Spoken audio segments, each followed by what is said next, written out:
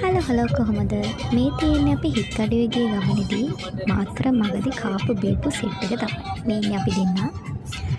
ඉස්සෙල්ලා වැඩේ පටන් ගත්තේ අප්පයි රෝල්ස්ලු පැනනයි. ඔන්න උදේ කෑමකට. ඊට පස්සේ ඔන්න අතරමඟ බඩගින්න ටිප් ඔන්න අපි හයිවේ එකේ යනවා. ඊට පස්සේ ඔන්න දවල්ට කෑවේ සිම්පල් මෙනු එකක් තියෙන ලන්ච් එකක් අපි ගත්තා. මේ අපි මහත්තයා කනවා. ඊට පස්සේ අපි නයිට් එකට අපිට අපි හිටියේ සිට්‍රස් හිට් කඩුව හොටෙල් එකේ. ඔන්න මේ තියෙන්නේ ඩිනර් බුෆේ එකේ තිබ්බ දේවල්, මේ ඩිසර්ට්, මේ තියෙන උදේ බ්‍රෙක්ෆාස්ට් එක. අපරාධි කියන්න බෑ. ඉතින් අපි දෙන්න හොඳට සැලකිලි නම් කරායි වැඩි.